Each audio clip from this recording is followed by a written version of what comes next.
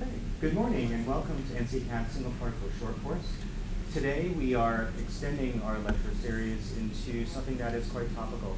We talked about trying to get good samples, talked about the microscope, and then talked about solving structures. What do you do when you solve that structures? You want to create models that lead to testable hypotheses.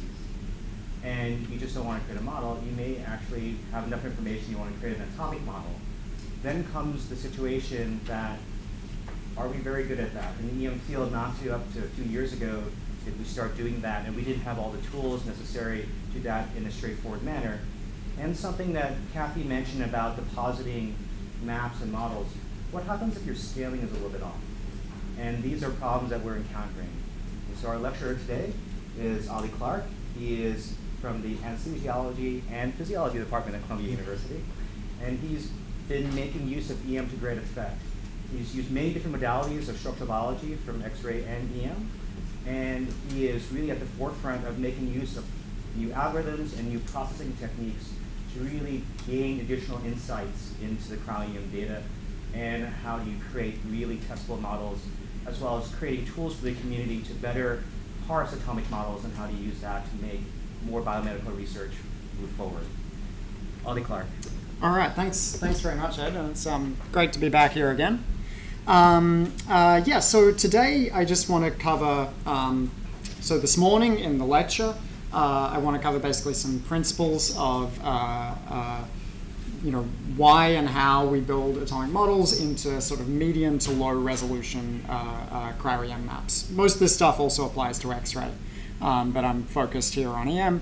And then this afternoon, for those of you who are going to be in the practical, we'll be able to apply that to a real test case and try some of these things out. Okay, so why do we want to build an atomic model, and how should we think about it? So the way I think about an atomic model in the context of a map is that it's basically a compact interpretation of everything you know. All the information that you have from the map combined with all of your prior knowledge. And that can be prior knowledge that is general, so like knowledge that comes from your understanding of protein chemistry and protein secondary structure. And also knowledge that's specific, so things that you know from, you have a crystal structure of a fragment of the protein, or you have secondary structure prediction, which can tell you what to expect in terms of the features that you're going to be seeing in the map. Currently, in the range where we are for a lot of interesting cases, so in the 3 to 5 angstrom range, and we're constantly heading towards the higher resolution end of that, but we're still a lot of the time in a lot of different parts of even an individual map, we're in the lower end of that range. This still requires manual model building. Auto building routines are getting better, but in my experience, they're still not a replacement for manual model building, and certainly not for model interpretation. My take on this is that basically every model that you deposit should have had somebody's eyes on every residue of that model, because computers make stupid mistakes, and you see that all the time. So I would highly advise that any model that you deposit, you've been through every residue and just at least looked at it once, preferably more than that. And so regarding the idea of this being a combination of prior knowledge and information from your density map. So this is always going to be a trade-off that's dependent on resolution. So in the extreme case, if you have a 10 angstrom map, but you have a crystal structure of the entire complex in the same conformation, you can fit it with no problem with a great degree of precision. While at the other extreme, if you have 3 angstrom data, but you don't have a sequence, then you're out of luck, and you won't, without some prior knowledge, you won't be able to get to a unambiguous atomic model. So what's some examples of the information that we get from prior knowledge and the information that we get from the density map. So as I mentioned, the largest part of the prior knowledge that we have is information that is derived in one way or another from the protein sequence. So that can be secondary structure prediction, which is extremely informative for de novo model building, which I'll get to in a little bit, and patterns of conservation and patterns of residues that have different shapes. So unambiguous patterns of large, bulky aromatic residues are very helpful for anchoring your model in the map and allowing you to make an unambiguous assignment of one particular part of the model. And obviously, prior knowledge includes structural data. If you have a crystal structure of even a small part of your complex or your assembly, that's extremely helpful. And in general, our knowledge of protein structure that we have in general from all of the last 40 years or so provides us with a great degree of certainty in terms of how proteins fold and assemble into secondary and tertiary structure. In terms of the degree of information from the density map, that's obviously related to the resolution, but also spatially variable due to the variation in local resolution. And the degree of information we can gain from the map often depends on how we process it. So, treating your map with care and determining the optimal sharpening and the optimal density modification routines is essential to get, to have the best starting point to build an atomic model. And obviously one of the other things that can inform our model building is conformational and compositional heterogeneity. So if, for example, as I'll get to later, if we happen to have a class where we're lacking one subunit, or perhaps where we've deliberately removed one subunit, that can be really informative in terms of allowing us to assign, even at fairly low resolution, what is what, and what part of the model is which. And so what we want to get to ultimately, and the workflow that I tend to follow is usually a combination of using UCSF Chimera or some other molecular graphics program, mostly UCSF Chimera in my case, for initial rigid body fitting of individual domains, followed by using COOT for flexible fitting and for model building and model completion. And what we want to get to with that, if possible, is a unique model that agrees with both sets of information, that agrees with all our prior knowledge and all the information that we have from the density map. That's not always possible in every region, so there is always a degree, or almost always a degree, of ambiguity that remains. So regions where you can't assign sequence, and you have to assign, or you should assign, residues as being unknown. And when you're building an atomic model, a good part of it is thinking about what degree of confidence do I have in this assignment, and what do I actually want to put in the final deposited model, and what do I want to leave explicitly defined as being unknown or ambiguous. And that's a balance that you need to make carefully. All right. So as I mentioned, like before you get started with building, it's almost always really helpful to look at your maps carefully and to determine the optimal resolution cutoff and the optimal degree of sharpening and method of sharpening to get the best map in every different region. And usually I would build using multiple maps. So if the overall resolution is at, say, 3 angstroms, I'll usually have 2 maps that are guiding building, one that's filtered to the global resolution and one that's filtered for high resolution details of sidechain orientations and so on, and one that's filtered to, let's say, 4.5 angstroms, which is much better for tracing connectivity and building the C alpha trace. And so there are many different methods of sharpening. This is a little out of date in the sense that Phoenix auto sharpen is great. System sharpen map is also great. I would highly recommend trying out the new density modification routine that's been implemented in Phoenix called Phoenix Resolve Cryo-EM. That's given very good results in some cases. That's adapting a solvent flattening approach that was used in crystallography to cryo-EM, and for high-resolution maps, that's given substantial benefits in our experience. And the other point I just want to make here is that in terms of resolution, I would always trust your eyes. If the map does not look like 4 angstroms, then something, if the map from the FSC should be 4 angstroms and it does not look like it, then something has gone wrong. Either, maybe you have anisotropy due to preferential orientation, maybe the B factor was estimated incorrectly. That happens quite a lot. But in any case, double check things and trust your eyes more than the FSC curve.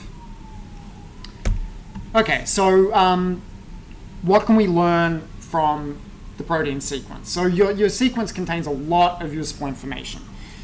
So I would start by trying to identify, if this is a large multi-domain protein, I would start by trying to identify the boundaries of conserved domains. I found the NCBI CDD database very helpful for that.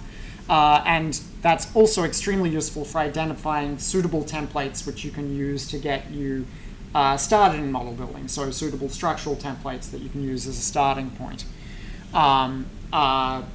Because you can take the sequence of each individual domain and plug that into several servers for identifying possible folds of those individual regions. The one that's been used a lot in the past is Fugue, but there are also several newer servers. I think Fire 2 may have actually closed down, but SparksX is still around, and Muster is still around. What's that? They found funding. Oh, did they find funding? Oh, good, because I quite like Fire. Right. The other information that you can get from your sequence are bioinformatic predictions of more local properties of the protein sequence. So specifically, secondary structure prediction, transmembrane prediction, disorder prediction are all really informative for guiding model building. I really like a server called Extelpred. This just provides a really compact summary of all of that information, and I will usually run my sequence through that and then print that out and have that with me while I'm building a model as I'm going through building either de novo or otherwise.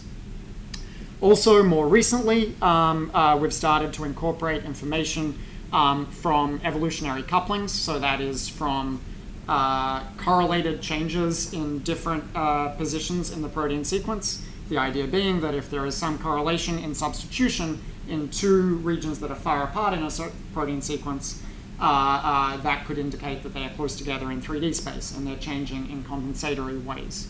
And so both EV-fold and particularly EV-fold actually has been really helpful for that. From Debbie Marks's lab, and Gremlin from the Baker lab are really useful for that as well. And obviously, before you start doing anything, I would also just make a really nice, really well annotated sequence alignment of your protein with a few closely related and more remote homologs, so that you have an idea of conservation, and it's just useful for guiding building. All right, so this is what you get out of NCBI CDD. So this is applied to the ryanodine receptor, which is a very large protein, has many different domains. And you can see here that, in this case, you can identify many different domains and many different repeated domains, which we can then use as a starting point for modeling. And you can pull out any one of those, look at alignments with other related proteins, and identify homologs in the PDB.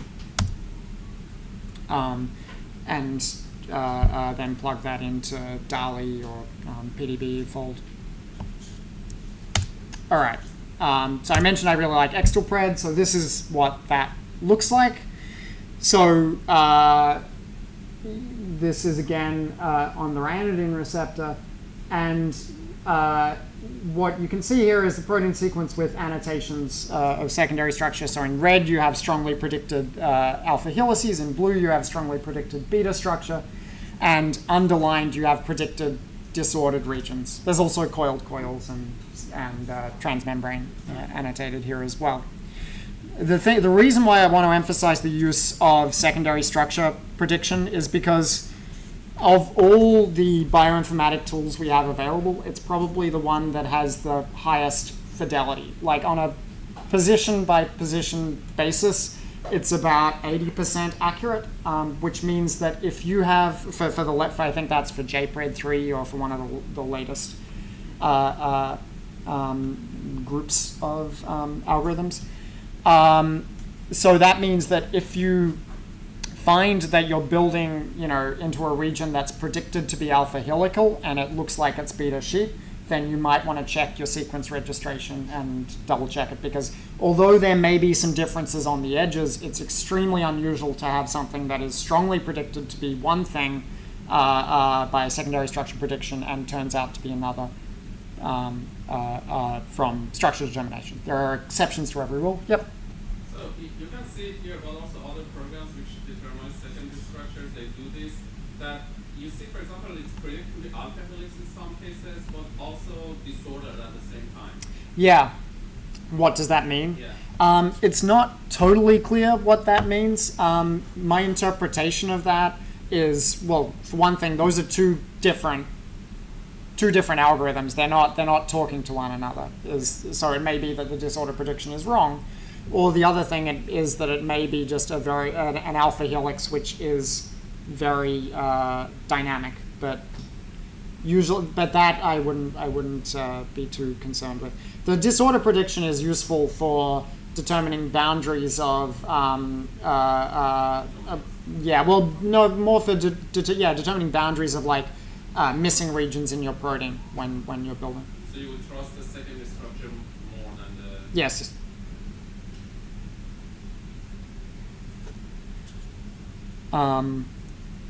Right. And so to give you an example of where this is useful, like let's say we've got a C alpha trace of this region in a fairly low resolution map.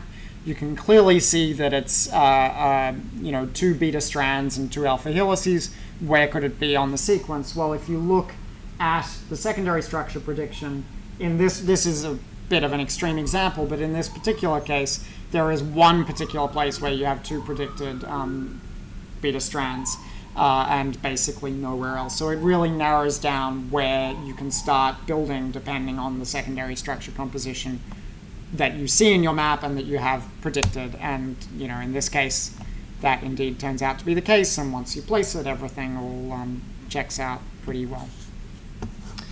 Okay, so going back and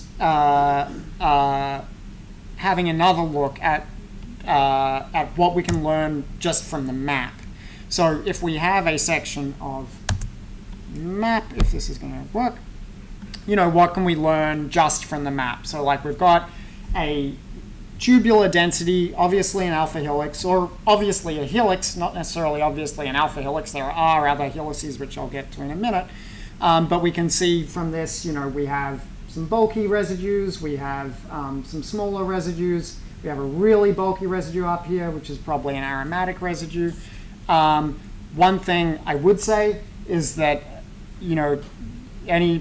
I don't know if anybody's noticed something weird about this helix. But if you have a close look, you'll see that it's actually left-handed. In this case, that's fairly obvious. If you're looking closely at this resolution, it's fairly obvious.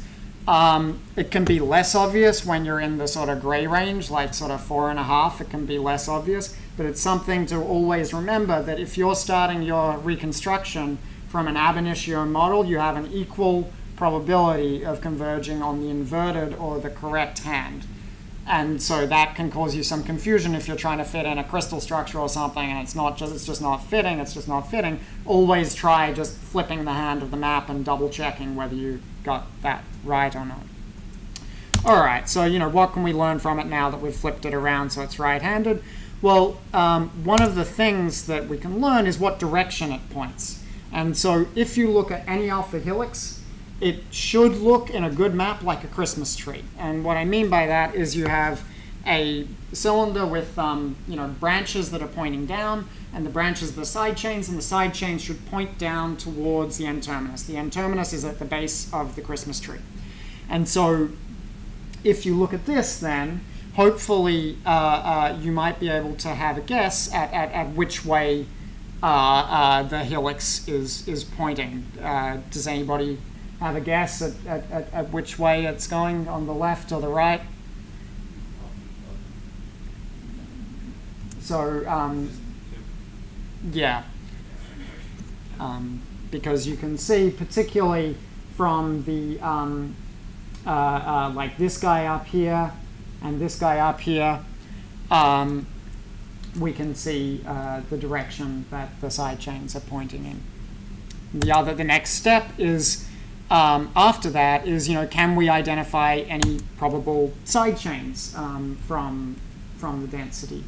And so, there's a big aromatic guy up here, so we might hypothesize that that's a phenylalanine or a tyrosine, or maybe a tryptophan. It's hard to tell.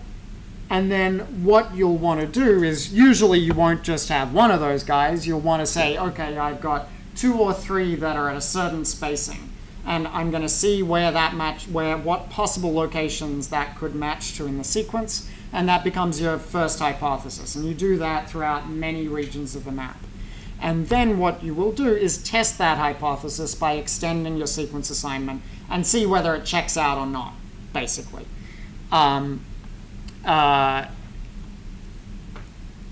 Right. And one thing that I just want to point out here is that large aromatic residues are really helpful, but in a sense, really small residues are almost as helpful depending on the circumstance. Because if you find that you've hypothesized that, that this guy's a tryptophan and that a few residues down there's a glycine, and then you see a big bulky residue where you've predicted the glycine is, that tells you unambiguously, without any shadow of a doubt, that you've got it wrong. And that negative information is really helpful in pruning down the different possibilities. Because a large residue can always be disordered, but a small residue can never be big, basically. And the other thing that I would just point out is that the assignability of the sequence differs along the sequence. So the information content for the purposes of model building differs along the sequence depending on the, I guess, the complexity and the distribution of large aromatic residues and small residues that are hard to distinguish from one another at lower resolution. So for example, there's 2 examples. If you have something that's VT, VV, A, ST, so in this case, it's going to be really hard to assign that because a V looks like a T, looks kind of like an S, and an A and an S look very similar, so it's going to be really tricky to assign that unambiguously at 3.5 angstroms. Whereas if you're at the same resolution, but the sequence you're looking at is like FG, AA, Y, WV, then you have a really distinctive pattern of large and small residues that should be easily registerable in the density. Okay, so that sort of raises the point of, how should you deal with uncertainty and ambiguity when it exists. So let's say you're in that case where you've got a whole stretch of A's and V's and T's and S's, and you don't have a good anchor point either side, and you're at 3.5 angstroms, so you can't be 100% sure of the sequence assignment. So, and maybe you have a good guess, but you're not 100% sure. So in that, there's no super clear consensus on that question, and it's sort of up to you what you do.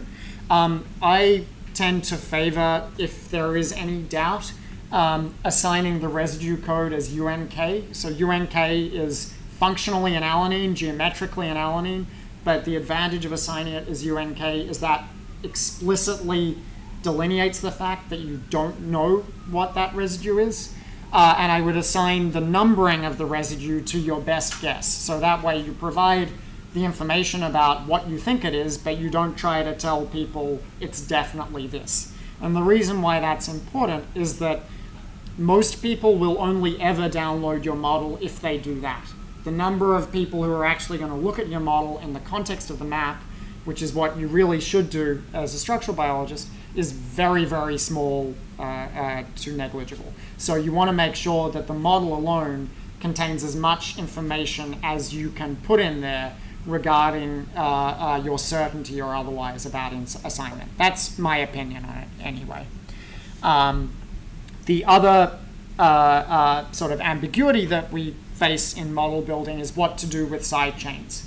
So that is, you're not going to have density for every side chain. There will be side chains that are disordered. You'll have a lot of your glutamates and aspartates that are blown away or otherwise not visible. And so the question is, do you trim all your side chains to the density, or do you put every side chain in, even the ones that you can't see, on the assumption that you know that that side chain is there somewhere and a bad model is better than no model?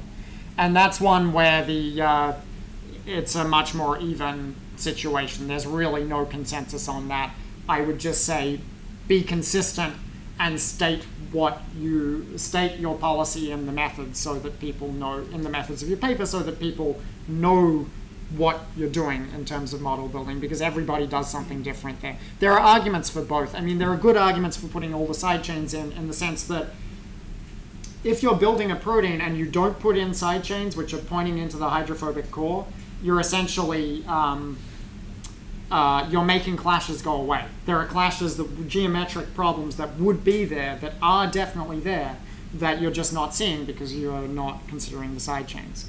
But likewise, if you're putting large bulky residues in a definite orientation when you can't see any density for them, that's also got its own set of concerns. So which way you come down on that is up to you. Can you put it but set occupancy to 0? That's another option. Yeah, that's people do that as well. I tend to at least I'm sort of changing my mind on this a little bit, but certainly in the past I tended to trim side chains to the density, with the exception of things that clearly would clash, right? Like you don't want to hide clashes, but I don't especially like putting in an arginine pointing out into the breeze if I can't see any density for it. But it's sort of a judgment call. All right. So as I mentioned, prior knowledge can come in many different forms, and you should use any and all of what's available to guide model building. So here's one example of this. When we were doing initial model building on the structure of RYR1, we had a map that was, at the time, about 5 angstroms, 4.8. And so we were building a C-alpha trace, but it was really difficult to identify in a map of a tetramer where the subunit boundaries were, because there's nothing that tells you that, right? It's all interlinked. And so we couldn't tell initially whether our subunit boundaries were here or whether they were here. And the only way we actually figured that out, or at least got a good hint at it initially, was that we found a 3D class in our data where one entire extramembrane region of a subunit had totally dissociated. It had just been wiped out. And so then we could create a difference map between that and our tetramer, which gives us a good starting point for assigning the protomer boundaries. Yeah. So did you try segmenting the map? Yeah, but you can segment it many different ways. Because if you have a look at this, there are holes everywhere, right? And so there are domains. You can segment. Segmentation does not really answer the question. And segmentation itself can be kind of subjective in terms of like what you choose to do. Having some objective knowledge is always helpful. How do you know that it's one? We don't, whole gut? right? Like you don't.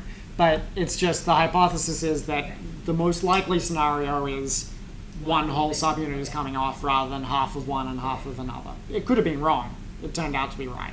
But, and in a same manner, but going more, zooming in a little bit, we can also use difference maps to guide our assignment of ligands. So in this case, the ryanodine receptor binds calcium, ATP, caffeine. We had a data set with, we had a data set without. We could see some densities we weren't 100% sure, particularly assigning the calcium was ambitious at 4.2 angstroms at the time. So we wanted some, backup for that. So having a data set with the ligand and without the ligand and calculating a locally aligned difference map can be really helpful to confirm that you've got it. I say locally aligned difference map. What I mean by that is basically for both maps, take out a region of density around the domain to which you think the ligand is binding, align those densities together in real space, and then subtract them from one another and move them back to where they ought to be. And the reason to do that is to extricate out any effect of a ligand-induced change in the position of the domain, which in this case is quite substantial. So you have a ligand that binds and the domain moves. So what we're doing is trying to look at what density is coming just from the ligand binding as opposed to the movement of the domain to which it binds. In this case, this was a data set with 3 ligands minus a data set with 0. You could argue that we still don't know which is which because we have 3 densities. Granted, they look a little different from one another, but you want to be sure. So we did pairwise difference maps. This one where you have calcium minus a data set with nothing, and you can see in that case you have difference density only on the calcium binding site, and a data set with ATP and caffeine minus 1 with nothing, and in that case you have density only on the ATP and only on the caffeine and nothing on the calcium. So it can be quite definitive in favorable cases. And this was just some nice density for an ATP. And how are we doing? Still got a little bit of time. Okay.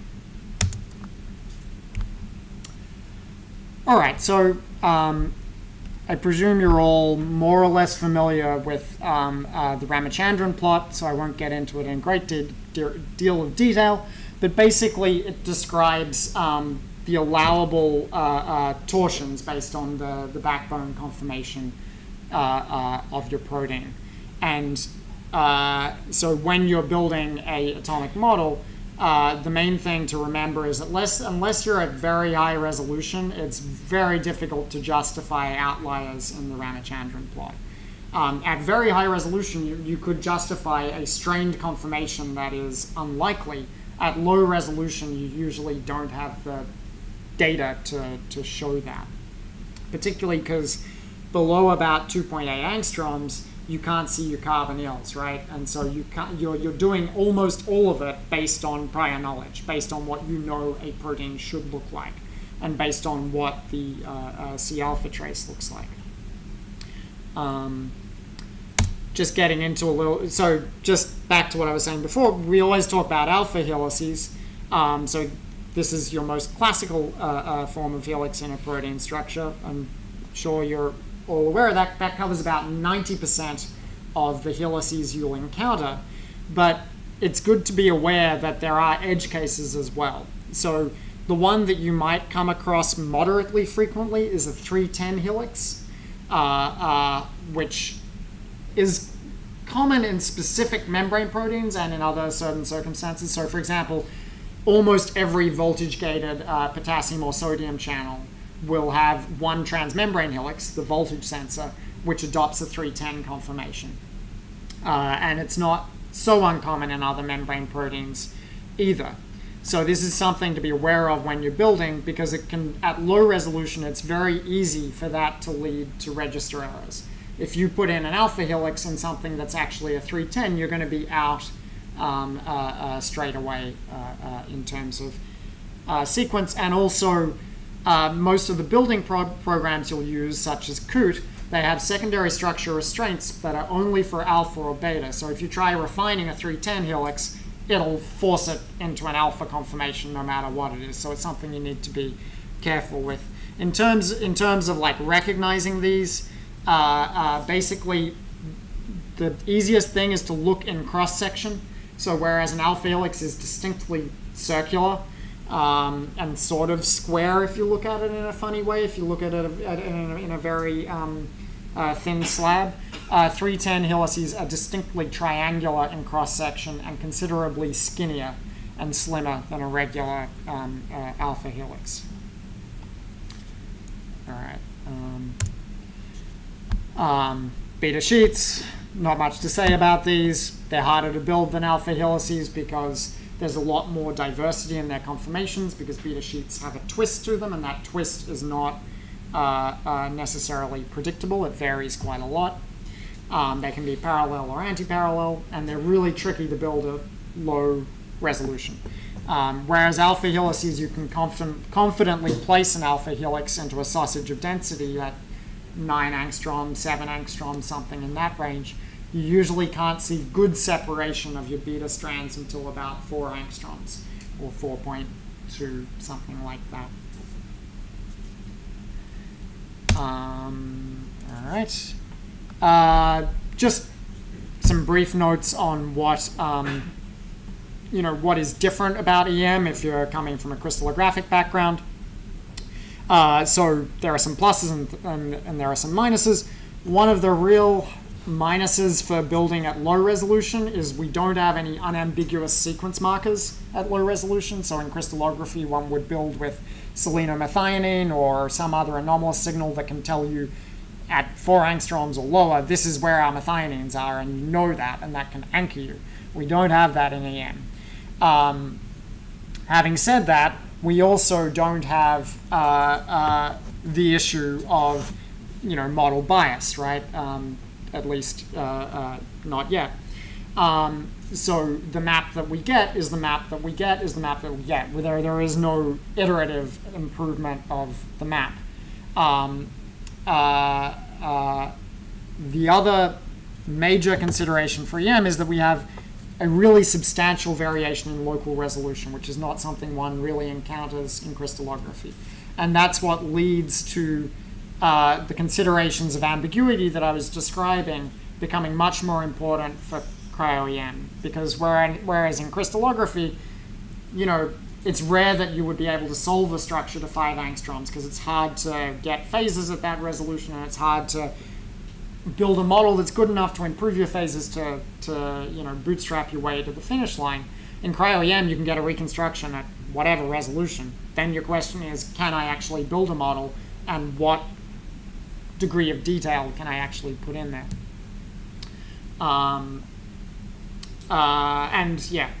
So the other thing that one encounters pretty frequently is that we have a lot of different maps, a lot of different conformations, and how do we reconcile all the information from all of those. Okay, so where to start I'll just give a little sort of example, where to start in terms of building an initial model. So generally speaking, if you have a crystal structure, place it, try to find out where it is in the map, and that's an excellent starting point to anchor yourself and to then extend out into the unknown density that you have to build de novo. If you do have sufficient resolution, try order building with Phoenix. I haven't had much luck with that myself, but it's getting better all the time. And otherwise, you have to do basically what I described earlier. So identify structurally distinctive motifs in the sequence, so smaller than a domain, and try to figure out where they are in the map, or identify hypotheses for where they might be in the map, extend out, cross-check, and see which one holds. So, I generally start in Chimera. So in this case, this is a ryanodine receptor map. At the time, we had a small fragment of basically 2.5 domains at the very end terminus of the protein that we had solved. We hadn't solved, somebody else had solved, but we had the structure available. So start with your map and model. move the model to the approximate position that you think it may be located at. And then you can, in Chimera, you can do a global search for the orientation of that model. So, you know, I use this command quite a lot. So this is basically saying search 100 different candidate orientations at random displacements of 5 angstroms from up to 5 angstroms from the current position, and then score them all in terms of the fit to the map. And what you will get out is a table that has all of those ranked, and hopefully you will see a clear separation between a single or potentially, you know, multiple if there's symmetry, correct solution, and a bunch of incorrect noise solutions, which you can see down here. The top solution has a score of 0.75, and the next one down is 0.37. And, you know, in this case, you can see that that is correct in that case, and you can go through those. Yep. So is that the same as if you just go to like fit into map and then under the volume? Does it have the global parameters there?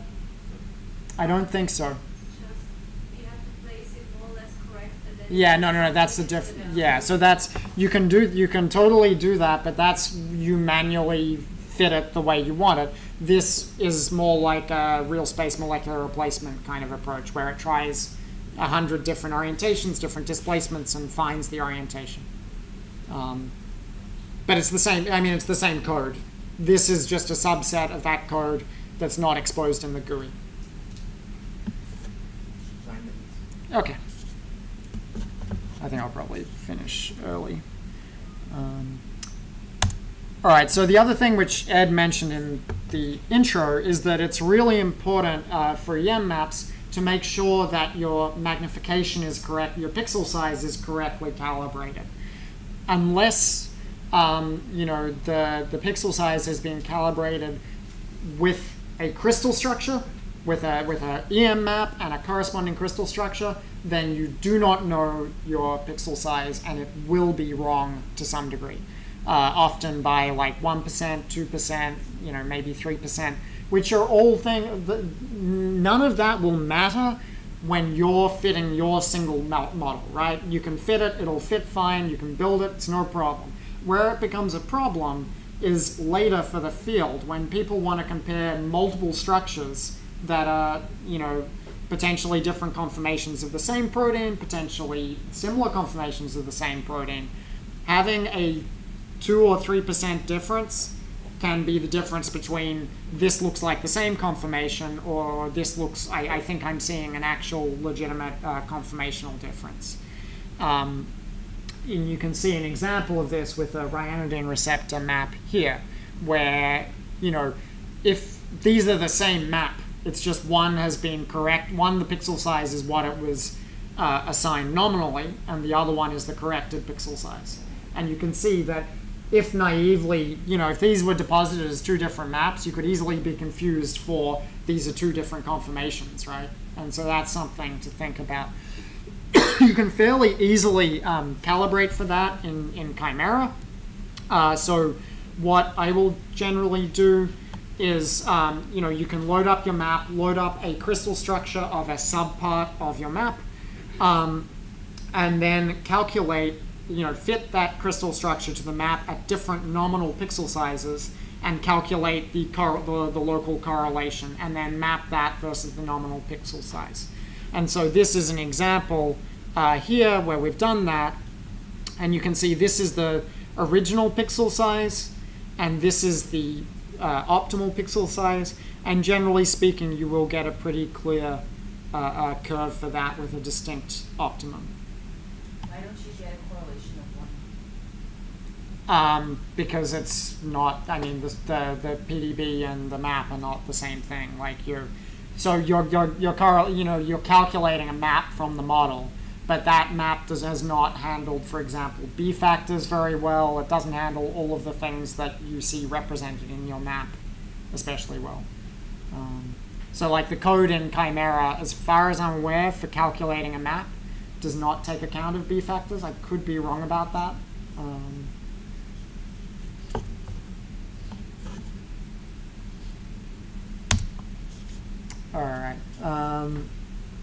Well, okay, so this is the software from Paul Emsley that we use primarily for model building, COOT. I imagine you're all more or less familiar with it.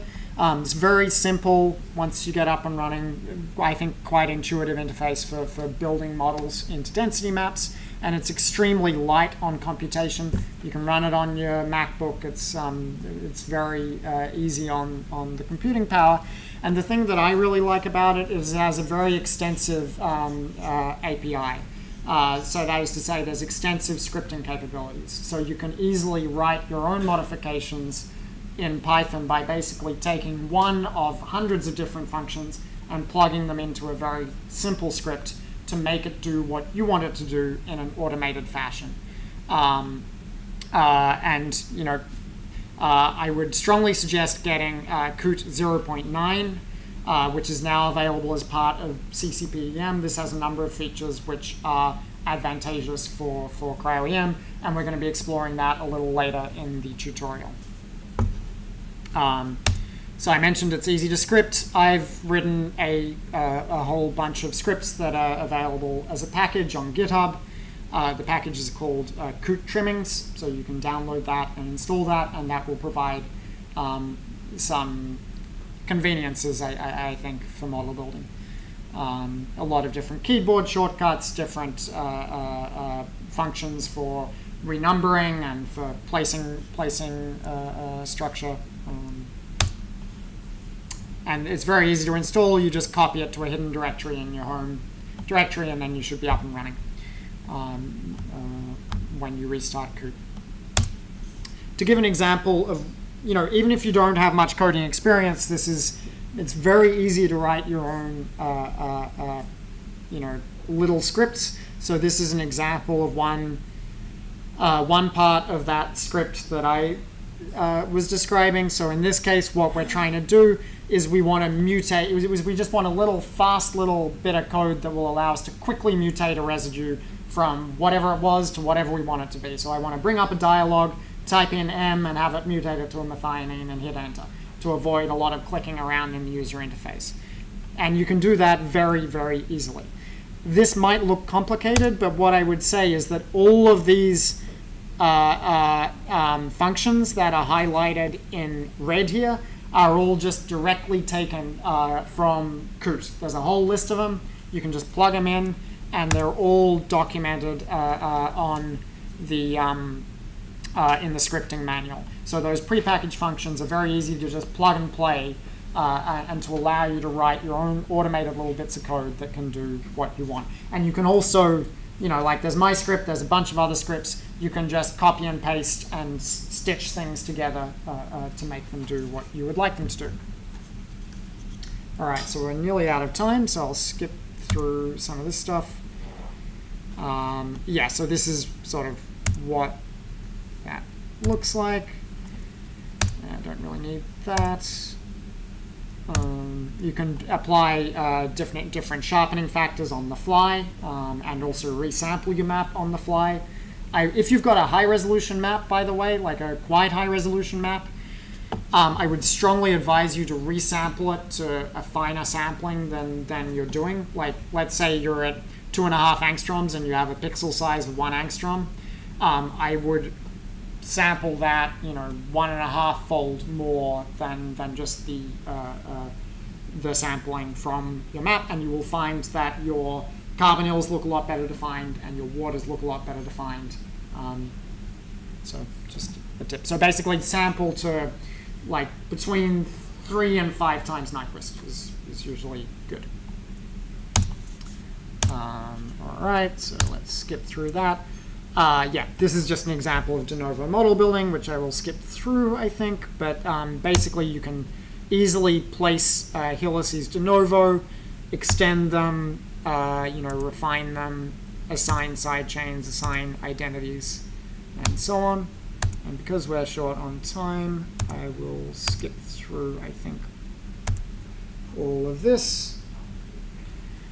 And just get to this bit. So the only other thing I really want to say is to think about the kinds of errors that you're likely to encounter and that you're likely to make in macromolecular models, and like encounter in other people's models and make when you're building your own, and which ones are the most important.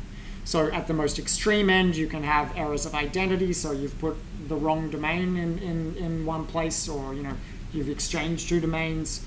Directionality, so you've built a bit of the structure backwards. That can certainly happen at low resolution, like at 4, well no, it shouldn't happen at 4, but at 5 or 6 angstroms that could certainly happen. Topology and connectivity, you've connected up one strand to another strand when it should be connected to an adjacent one. And errors in sequence register, so you have the wrong, at one 3-dimensional place, you have the wrong side chain assigned, wrong amino acid identity assigned. The frequency of these errors and their importance varies with resolution. At medium resolution, the most common and also the most consequential errors, I think, are errors of connectivity and of register, particularly of register. And they're the ones that I would focus on when you're going through your own model, like making sure that there's no possibility that you've made a register error anywhere, because there's basically no checks for that. You just have to have eyes on the structure and make double sure in every part of it that you've got it right. Okay, I think we're just about out of time, right? So this is just an example of what that looks like. Look at everything, and thank you very much for listening. Okay. Let's thank Oli. We're going to take a 10-minute break as we set up for the next lecturer. Oli will be here